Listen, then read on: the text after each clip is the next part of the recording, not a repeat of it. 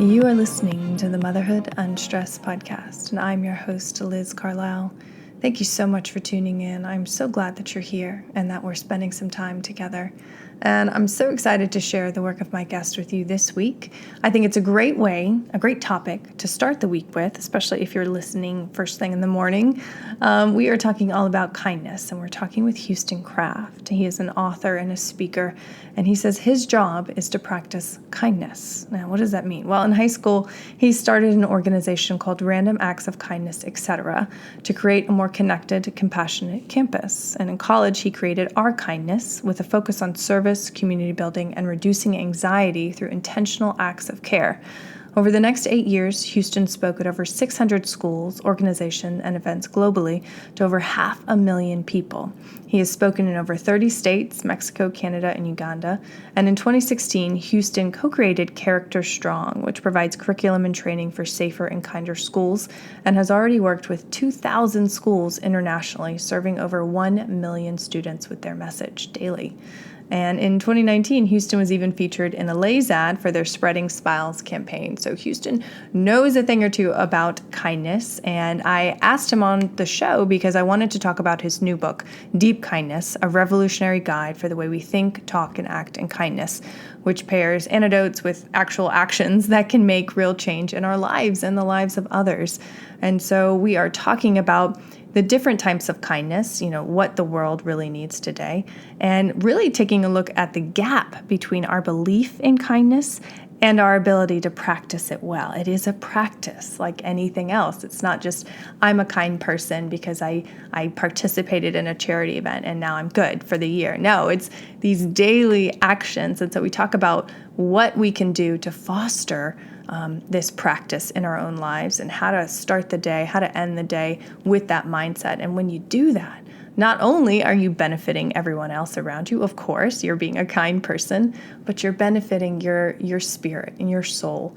And I notice a difference, if I start the day where I'm like, okay, I'm going to be kind and curious today, I'm going to make that kind of my mantra for the day, I have a drastically different experience than if I just wake up in a reactive state. So I think you're going to get so much value out of this episode. I know I did. I'm already using some of the tips that Houston shared in our conversation in my daily life. So I'm a little ahead of the game, but you're going to get caught up here in the next half hour. I hope you love this episode. If you do, please share it out and bless a friend with it. And please leave us a review. Thank you for all the reviews coming in. If you haven't yet, please do that. I would appreciate it so much. All right, enjoy my episode with Houston Kraft. This episode is brought to you by Public Goods. Public Goods is the one-stop shop for affordable, sustainable, healthy household products. From home and personal care to premium pantry staples, they have everything all in one place. And knowing where your products come from, what's actually in them, is so important. It's a brand that you can trust, and you save a lot by joining them. And we've worked out an exclusive deal just for the Motherhood Unstressed podcast listeners. You receive $15 off your first Public Goods order with no minimum purchase. That's right, they are so confident that you will absolutely love their products and come back again and again. They're giving you $15 to spend on your first purchase. You have nothing to lose. Just go to publicgoods.com/unstressed or use code unstressed at checkout. That's publicgoods.com/unstressed to receive $15 off your first order. Today's episode is also brought to you by Beekeepers Naturals. Beekeepers is on a mission to reinvent your medicine cabinet with clean remedies that actually work. You and your family deserve to feel your best all day, every day, which is why Beekeepers Naturals creates clean, science-backed remedies that naturally support your daily health. Like their new Bee Soothe cough syrup, the truly clean cough syrup that helps you get back on your feet. And you don't have to take it just when you're sick. You can take it occasionally for your throat and immune support. I mean, in this cough syrup, you don't have chemicals. You have these naturally powerful immune supporters like pure buckwheat honey, elderberry, chaga mushroom, bee propolis, and olive leaf extract. All of these things have been proven in scientific studies to help with the immune system. And obviously the cough syrup isn't the only thing I love about this company. I'm obsessed with their honey sticks. I love the bee propolis spray. So if you're traveling, definitely always have that with you because again, it's going to help out your immune system. Ready to upgrade your medicine cabinet? This amazing cough syrup always sells out quickly, so don't delay. Check out Beekeeper's Naturals to try Bee Soothe Cough Syrup and discover other clean remedies your family will love. Save 15% on your first order today by going to beekeepersnaturals.com/unstressed. That's BeekeepersNaturals.com/unstressed to get 15% off your order. Meet your new medicine cabinet with Beekeeper's Naturals. Oh, hello, Houston. Welcome to the show. I'm so glad that you're here. Hi, I'm so happy to be here. We've just been chatting, I guess, quote unquote, backstage and realized we had similar musical interests. And that is like the most exciting connection point so far of my day.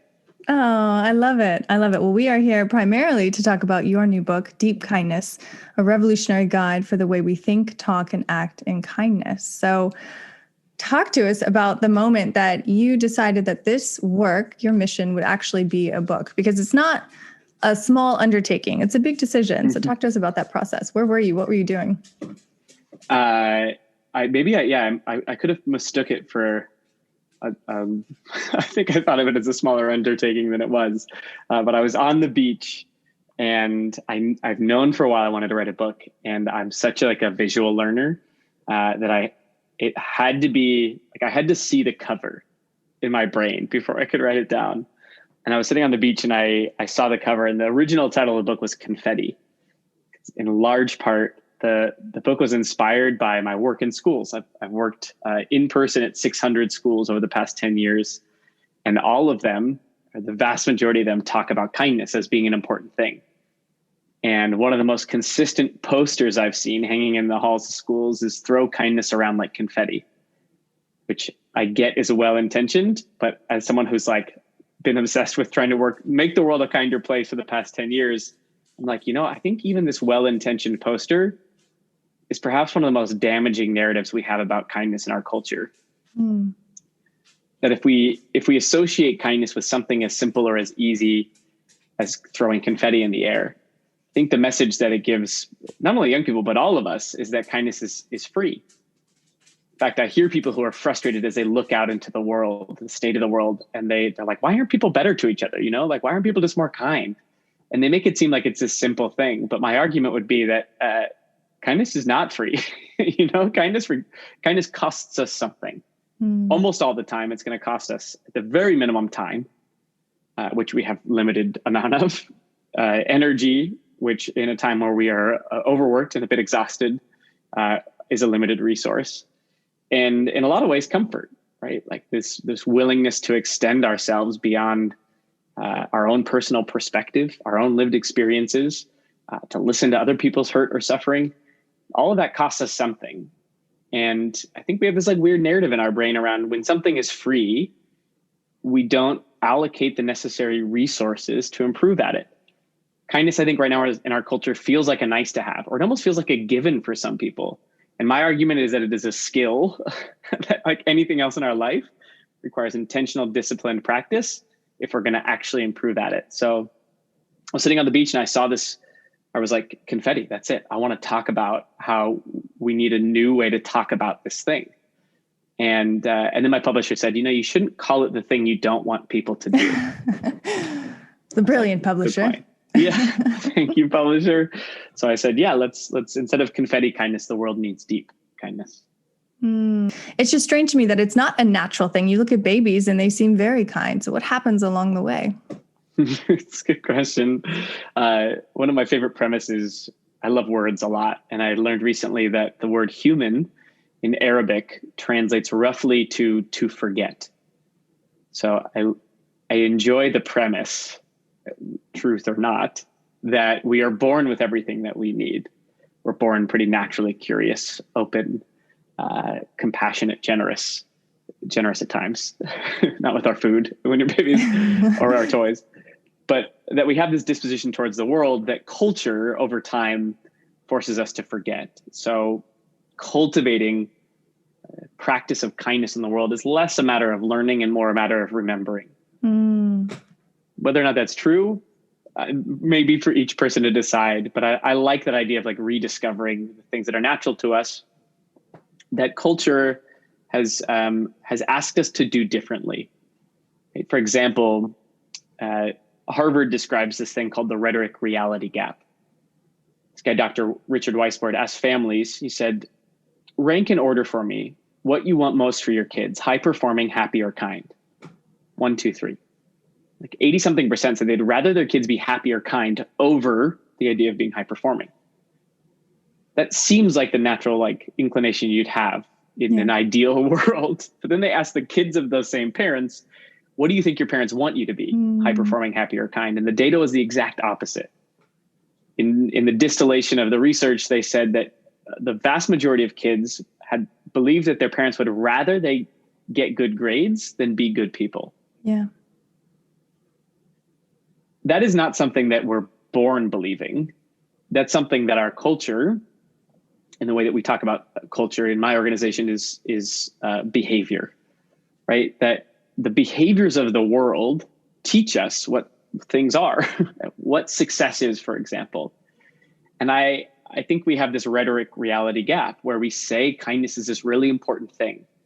But then the questions we ask, the things that we measure, the things that make people quote unquote successful in our world, don't take into account kindness. One of my favorite paradigm shifts, or if you're thinking about how do I translate this into my own family or my own world, is my friend Keith Hawkins asked a group of students, a massive group of students in an auditorium one time, how many of you have had a parent or guardian in the last month at the end of the day ask you the question, what did you do for others today? Not how was your day, not what did you learn today, which when you dig into those questions, they are achievement oriented. Yeah. They're transactional versus what did you do for others today? And in this room of 4,000 students, 0 hands went up.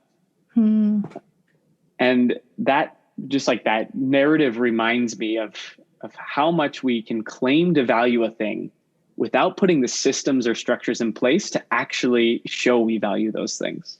Yeah. And that's the key, isn't it? Right? It's not just about being a good person. Everyone wants to be happy, wants to be nice to others. It's a nice thing. But if you don't actually have a ritual around it or any kind of framework around it, how can you ever expect to put it into practice? I think that's brilliant. Yeah, absolutely. We have this weird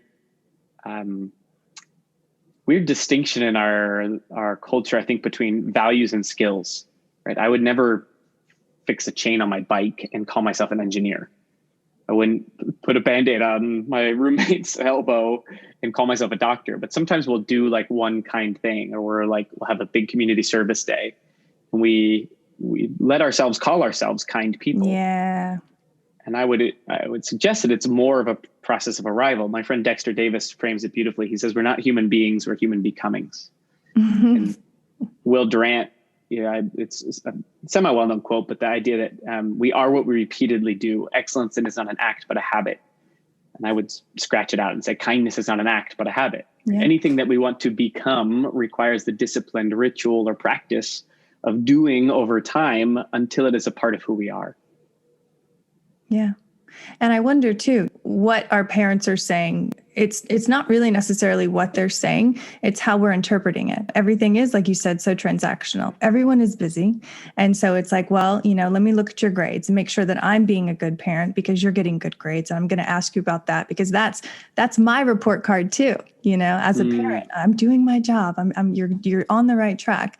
And so I get it. I get why it's not a part of everyday conversation, around the dinner table. I completely understand that. And I think my audience does too, because I guarantee you, we're not asking our kids, what did you do for others today? So I love that you brought that up. That's so beautiful. But what was it about you that made kindness your mission, your platform? Where did that come from?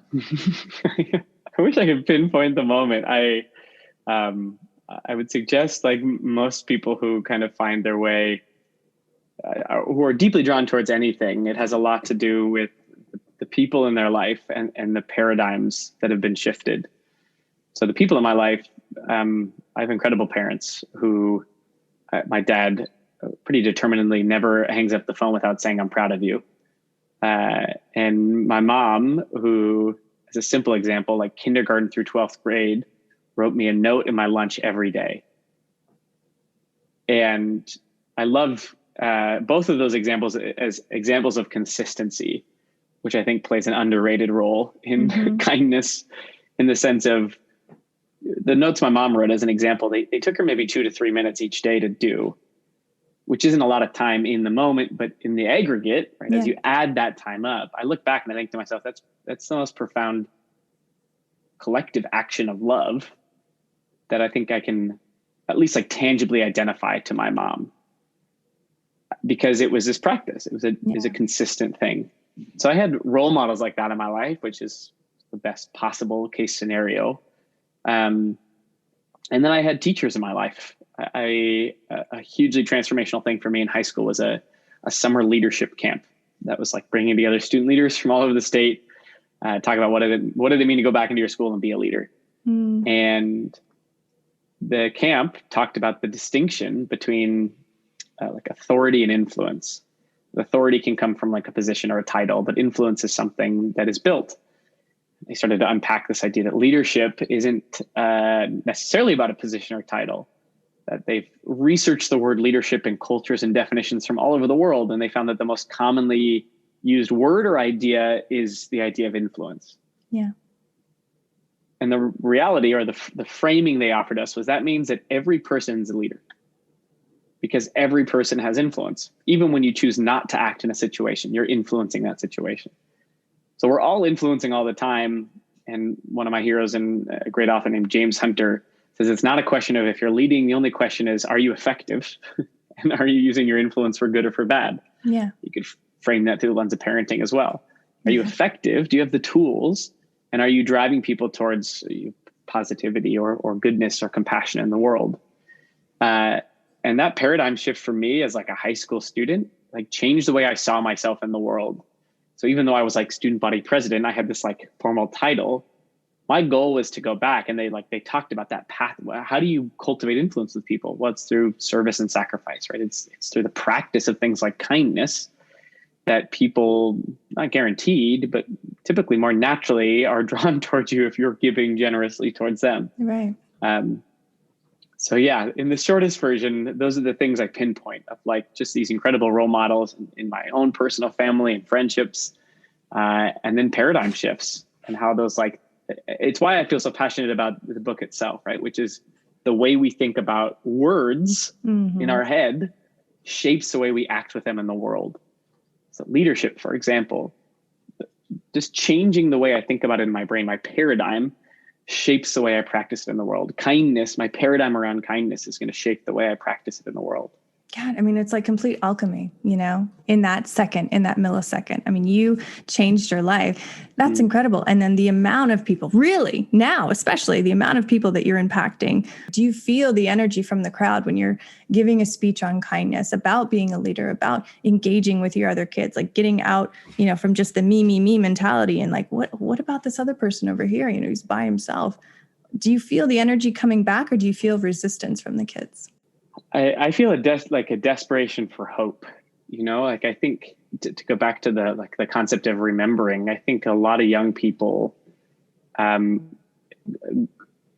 grow into kindness before they grow out of it. You know, I think there's like a really natural disposition towards wanting to help the world. And then I think they see some of the ugliness, at least of how the world operates, or they experience their own personal rejections or traumas, and slow, like cynicism is like a very slow burning candle. And I think for a lot of young people, it's on the far side of high school, where if that's going to start to be their disposition towards the world, that's where it starts to happen, unless they're given permission's not the right word, but like frameworks, paradigms, right? Where it validates their heart in a way that like amplifies their hope, amplifies their mind, amplifies their practice. So yeah, it's not very often true resistance. Maybe you get the kid who's like talking over the assembly who doesn't care or is just easily distracted. But the vast majority of kids, in a really beautiful way, are like desperate for tools because I think they're genuinely frustrated. They look into the world and they're like, you claim you want for me to be this thing, and yet I so consistently see that not lived. And so like, what is true? Yeah. I think it's giving them opportunities to understand how they can make it true in the world. They need hope. Yeah. It's hard for me as a parent too, because like I want so badly to be that leader, that role model. And then you add on like a pandemic and work stuff and kids are home all the time. And it's like, man, like what can I do to build that framework? You know, like I don't have a Houston Kraft coming to my house to shake me out of it. You know, like for everyone listening, what can we do? What can we put into place to have that, grow that within our own families?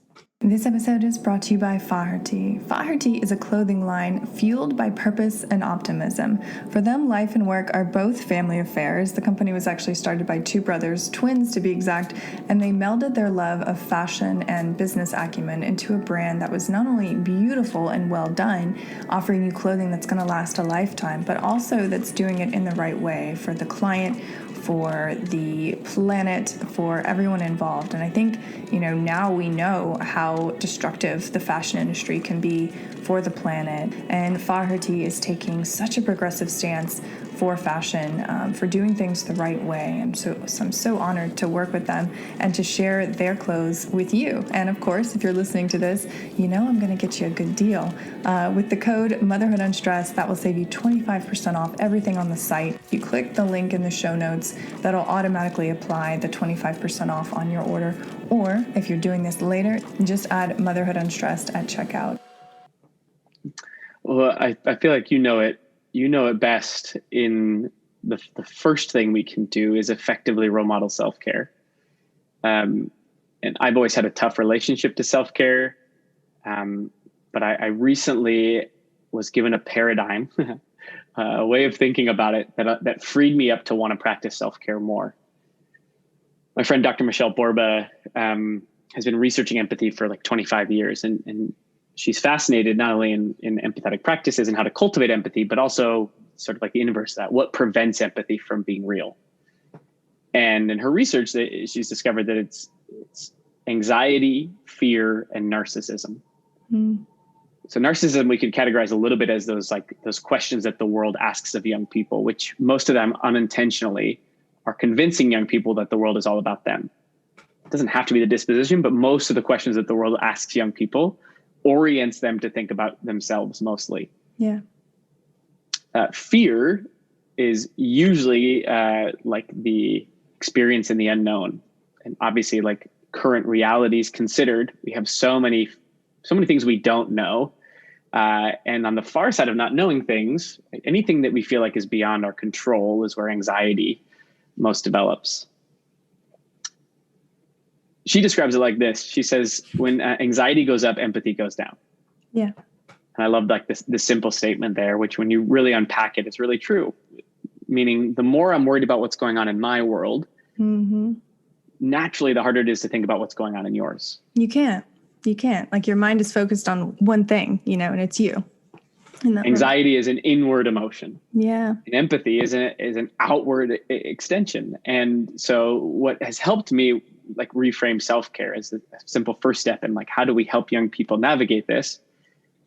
Is that if anxiety is this rising wall in our brain that turns us inwards, self-care is the practice of slowly deconstructing that wall to see beyond ourselves. And that's what I want for my life, right? I want to be a generous, kind, compassionate person, but I can never effectively do that if my attention is always towards me. Yeah. And so that's where that like paradigm shift of self-care can be to increase our effective care of others. But even just the visual for me of like allowing myself to see beyond myself convinces me that I need to dance in the morning. That's like, for me, that's like an exercise in self-care. Put on music, dancing, moving my body, expressing myself is the most cathartic like version of self-care for me. So the number one thing I think families can do is role model that really effectively. Both in action and explicitly. I'm doing this so that I can better be present for this. Yeah. Right. And showing how that equation actually works. I can't show up for you right now because I'm thinking about this, and this. So I'm going to take 30 minutes to do this so I can give you 15 minutes of real attention versus an hour of half attention. Yeah, because that's what happens with parents. They're plowing through. They think that they're sacrificing and being martyrs for their children, but really, like, they're making it so much worse. And I'm speaking about myself. Like I've been there. Like I know, like you're not helping when you're completely stressed out and you're just like, okay, we got to just get this done. Yeah, my favorite nugget I heard on a podcast was wise people take their own advice. So typically when we're sharing these things, we're almost always speaking to ourselves. But yeah, I mean, if I were to pair that with another like practical strategy, it would be to think about the idea of ritual. The way I frame it in my mind is the distinction between our to-do lists and our to-be lists. And our to-do lists are relentless.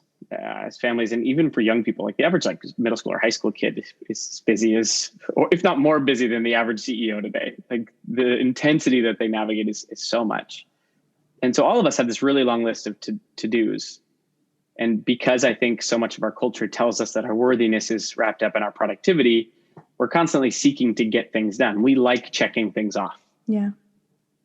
The hard part about something like kindness, as an example, is for most people, the concept as a value is so abstract, it becomes less actionable. So it's like, yeah, of course I want to be kind, but I also have, 10 emails. I have 17 unread text messages and 3 unread Slack messages as I'm looking at it right now. Right. And I know exactly the process of what it looks like to chip away at that. Like I know roughly how much time it's going to take me to respond to these, which ones I can toss and not, how I can. But when I say be kind, the idea is so big that our brains typically get overwhelmed and we favor what we can control. And so we go back to the to-do list. So the practice that I think is valuable as a family or as an individual even would be at the top of your daily to-do list, write out a 1-item to-be list. And that to-be thing can be the word, I want to be more grateful today, as an example. I want to be more present today. I want to be more encouraging today. So you get to choose your own adventure into that. And then the challenging part is to spend at least a few moments in reflection to say, well, what does that look like in a doing, in a ritual? I only have 10 minutes today. What does being celebratory look like in 10 minutes? I only have 5 minutes today. What does kindness look like in 5? And writing it down and prioritizing that to-be list, not only like internally, but visually in front of us, to have just as much importance as the to-do list. Because otherwise, we will always be too busy. Yeah. Right? We'll never have the time. So is that what you do? Do you do morning pages? Do you sit in meditation after you dance? Or what's your morning routine like? Because obviously, hopefully you're taking your own advice here. Sometimes, yes. My dancing is my meditation. And so my movement is like very free, and it is like the most creative, most ecstatic dance. Yeah, most like unconscious I am. I think I spend so much time working on projects where the space between thinking and action is wide, where I'm conceptualizing an idea, I'm working, and I'm finally executing. And dance, the space between thinking and action is so shortened that to me it's presence. And then I am not a great journaler, but I do sit down each day. In fact, all of our organization, Character Strong, every team member writes in their daily work goals, and it's a to-do list. And then at the top, every person writes out a to-be list. So that is a practice that we have organizationally. And then to amplify the execution of it, we have accountability, both through a form of partnership. So my partner's named Julia for this quarter, and that rotates each quarter. And then each week at our weekly team meeting, before we get into the numbers of the business and where we're going next, the first thing we do is share good news and whether we're on track or off track with our weekly value pursuits, basically. I love that. I think so many more businesses should be doing that, especially now. I think that would be a game changer, really. Yeah. And the gift is it doesn't take much time, right? I think often about like the return on investment. Right. I'll have spent 2 hours of my day writing emails. But like, think about the impact that those emails have versus the 5 minutes I take to send a message to my grandma or a voice note to my aunt. Right? And if I make that a part of the ritual, then time does not always equate to impact, right? So organizationally, that's true as well. It doesn't take a lot of time to bring these things to life. It just takes a lot of intention. Well, and really, like, that's how I think your business has grown so much. That's how your reach is, you're in Lay's commercials, but it's like the intention, I think, was always pure behind it. And that's why it was able to scale, as it has and as it should be. When you were traveling all over the world, did you notice, was the concept of kindness the same like it is here in the United States? Was kindness looked at differently in other parts of the world? Or do we have like this weird American lens on kindness? Yeah. It's a fascinating question. I think we have a transactional lens on kindness because it's a large ethos of our culture that we have to give something explicit in order for it to be generous. The example I would draw would be the Sandy Hook shooting that happened many years ago, and in response to this tragedy, people from all over the state sent teddy bears in response to this moment of pain. So many teddy bears, in fact, that Newtown, Connecticut, had to rent a 20,000 square foot warehouse to house all the inbound gifts. And the guy that planned the candlelit vigil has this really profound statement. He goes, a teddy bear is great, but a teddy bear doesn't pay for counseling, and a teddy bear doesn't pay for a funeral. And I think in a really generalized American version of kindness, we often separate empathy from the action of kindness. Meaning we want to do the thing that gives without taking the time to understand the need. And I think some of the other places I've been, it's a bit of the inverse. Haiti, for example, where I went about a decade ago and have served on a board of a nonprofit there called Haiti Partners. And so I've had a chance to work deeply with that area, with that culture. And I think there is the opposite, which is first listen. And perhaps the most generous, kind thing they do on the far side of that is the simple acknowledgement of your story, or the smile on the far side, or the game that they make out of it.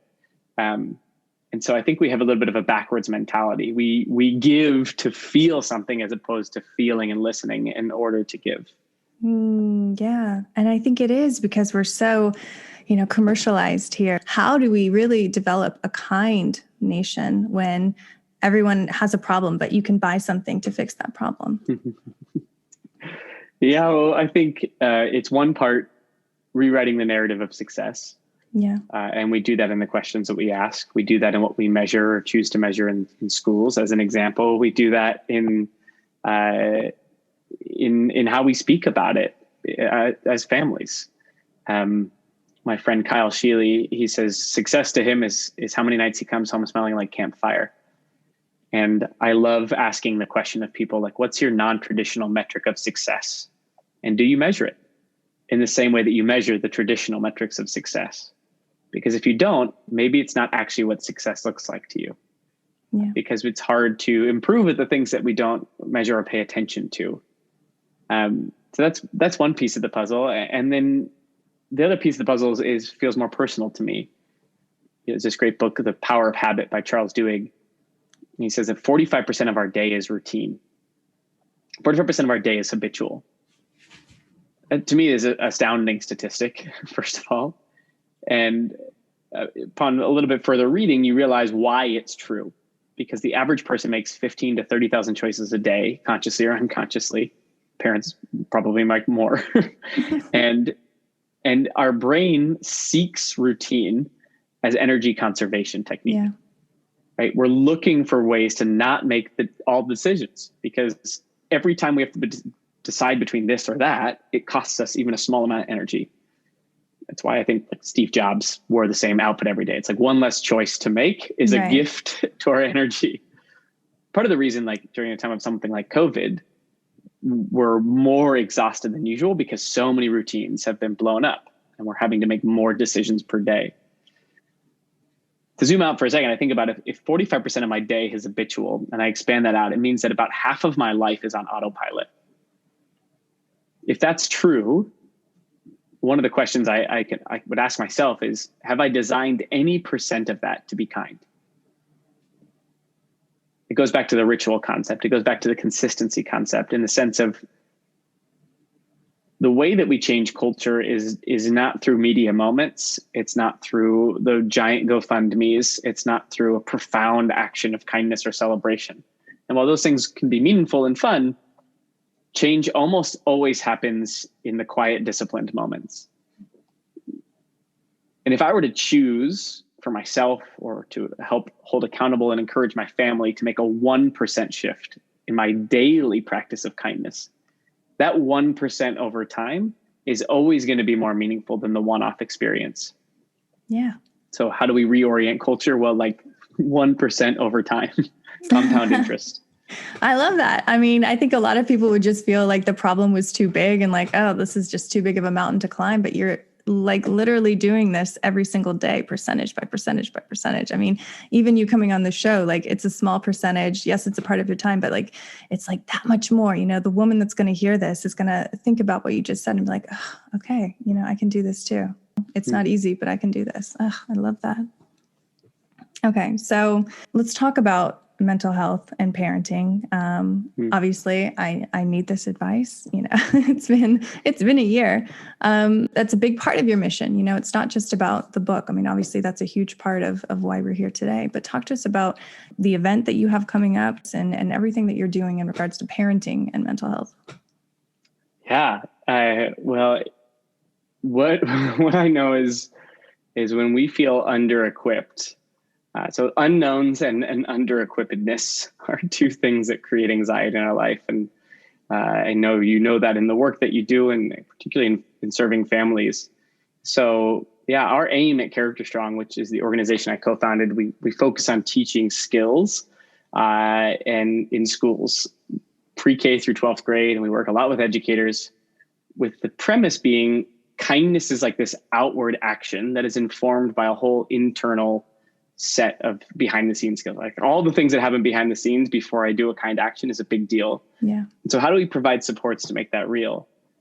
Same thing goes for families who are potentially in the middle of navigating not only their own mental health, but the mental health of the people that they they're young people, they're children, the people that were traumatizing. yeah, exactly.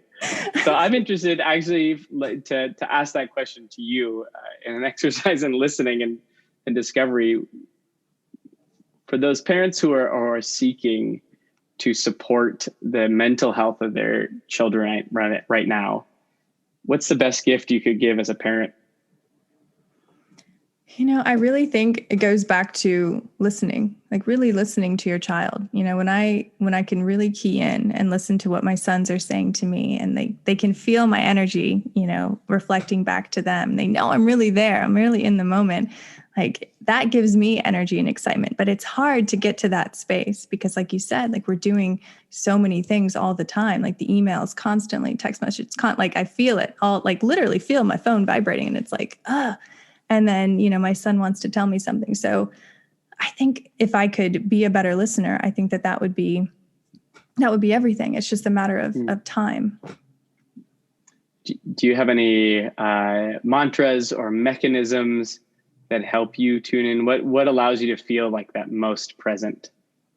Yeah, I heard something from Peaceful Barb the other day. I don't know if you know her, but she was like, when I start to feel overwhelmed, I just say, go where your feet are or be where your feet are. And you really like actually tune into your body. You get out of your head and back into your body. Like my breath has always been something I can really regulate my emotion, my stress response with. If I can just start, 4 deep, calm, holding at the top breaths, I'm back, I'm back in the moment. But it takes that like, okay, wait, I'm not breathing at all right now to get back into that. And like, I think too, because I do this self-care so much, like I notice it more. Like when I'm out of balance, like I really notice it because I'm so used to being content and calm and happy. And when I'm not, I'm like really frustrated. I love the recentering of being back in your body to take you out of the distractions of the head to be like present in front of your boys. Do you have a question that seems to resonate with them more often than others? Like what draws out the most enthusiasm or conversation from them? I love asking them, well, what did you think about that? Or how does that make you feel?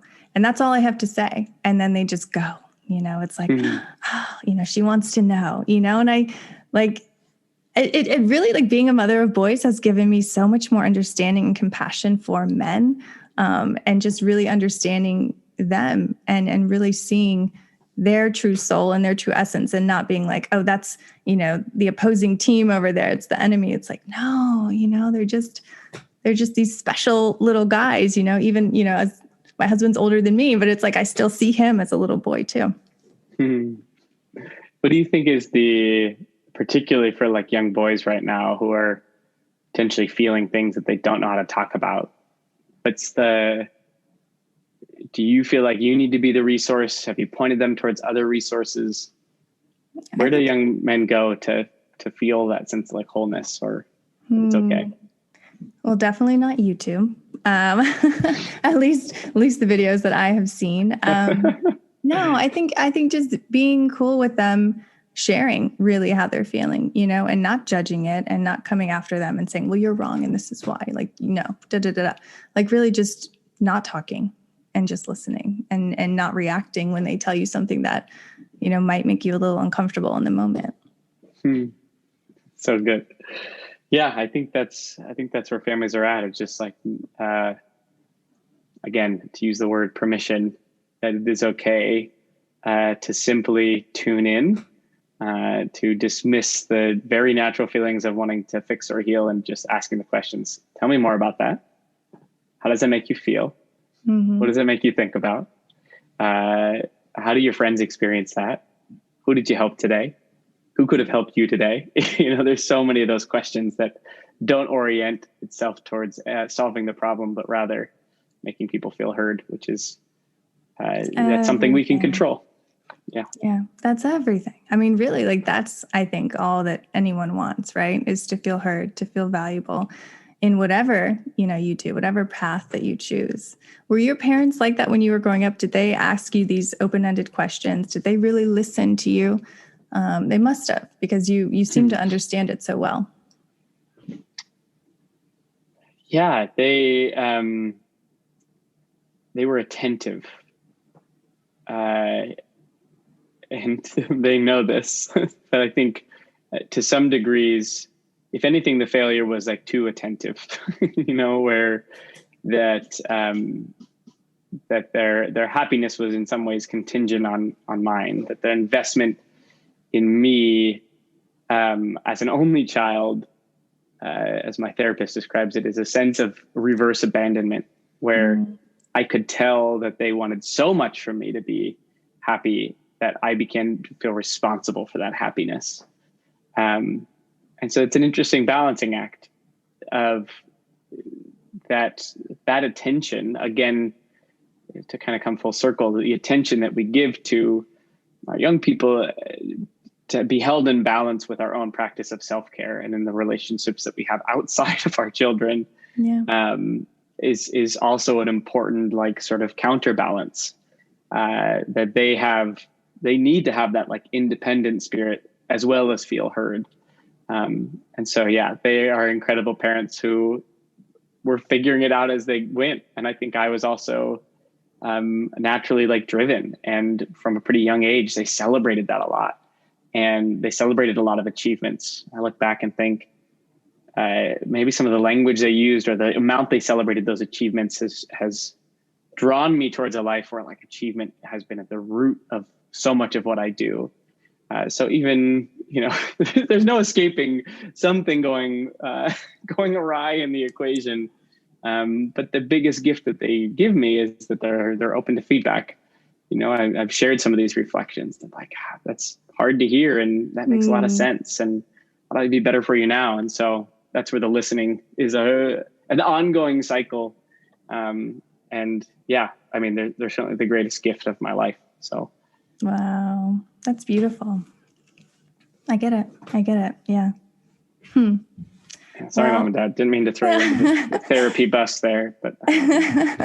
No, but I think that's so important, because how many people are afraid to actually have those real deal conversations with their parents because they feel like they are responsible for their happiness, or they're elderly. We don't want to upset them, But I can definitely remember sitting on the couch talking to my dad and being like, Dad, you were way too strict when we were growing up. You were way too hard, because he was a Marine. So it was like, he was a Marine colonel, and it was like we were in the Marine Corps, so everything was standard based, and you had to be perfect. So I get it. But at the same time, it's like, it's that double-edged sword, you are achieving, you are striving, you are, not giving up for anything. So I'm thankful for that too. But, we do what we can with and try to serve others. But I love that this is the path that you have chosen. You could have really done anything you wanted to do. Why was this, and why does this continue to be, your mission in life? And what do you want your legacy to be? I think at this point, I'm like in it for the long game. And I think that education for me is the most meaningful pathway towards a better world, in the sense that, like, everything, Dr. Ross Greene, a child psychologist, says kids do well when they can. And he says the only reason why a young person wouldn't do, quote unquote, well, behave in the way that we're hoping them to, is for one of two big reasons: unsolved problems or lagging skills. Unsolved problems meaning there are things happening in the background that affect my foreground. Things that are happening at home, traumas, circumstances that are happening in my world that are making that I don't know how to handle. They're big issues, big feelings, and I don't know how to wrestle with them. And lagging skills meaning I don't have the tools to wrestle with them. I don't know how to regulate this motion. I don't know how to self-soothe. I don't know what kind of attachment I need to make to this person in order to feel better. And as you look at the world at large, you realize that, like, to edit Dr. Green's beautiful quote, people do well when they can. And there's no coming of age ceremony where your unsolved problems go suddenly solved. And there's no certificate you get at 18 or 21 or any age where it's like, hey, by the way, here's all the skills that you didn't get taught. That the behaviors we experience in the world, particularly the ones that frustrate us the most, if we were to look at them through the lens of empathy, it's because of unsolved problems and lagging skills. How do you help that in the long term? Well, unsolved problems are resolved by caring adults, by thoughtful, conscious relationships to the people that we care about and love, and the healing that needs to happen. Lagging skills are solved by teaching, by equipping educators and the system of education with curriculum and training to actually come beneath those behaviors and say, hey, here are the tools in your toolbox that are going to make a big difference in how you show up in the world. So I'm just a piece of that puzzle that I feel most passionate about, because I think that it's the skills that we teach today is going to be determinant of the culture we experience tomorrow. 1,000%. 1,000%, especially, as we all move towards, an online presence, social media, and all of the pressure and the anxiety that produces. I mean, I love something that you said in a speech. It was like the average teenager now is dealing with the amount of anxiety that, someone in the 1950s would have if they were in a mental institution. I mean, it's just incredible what these kids are faced with, and how the world has evolved. And it's not changing, necessarily. We're not going back in time anytime soon. Yeah. We take for granted, it's hard to see the mountain you're standing on from the perspective that you're at. We young people, particularly in the past 10 years, you think about how much data has increased in terms of the inbound consumption. The average person will consume like 30 plus gigabytes of information a day, over 100,000 words, multiple hours of advertisements. And depending on who you are, where you are, it's like 7 to 9 hours of screen time. Yeah. And we haven't evolved fast enough. Our brain hasn't evolved fast enough. Young people's brains haven't caught up to sift that data effectively. And so one of the most natural byproducts of that is overwhelm, is anxiety. Right? When there's so much inbound information, I can't possibly sift through it quick enough. And it's, I think about the water here in Los Angeles. I have a Brita filter to filter that water, but I don't have that gift unless it's taught to me, unless I consciously cultivate it in my own brain for all the stuff that I get sent to me each day. And so when I think about the role of a meaningful adult in someone's life. It's not to tell them who they are, what to do. It's not to give them a blueprint. It's to give them the toolkit. It's to give them the filter, the lenses through which they experience or see the world that'll ultimately shape everything they do in that world.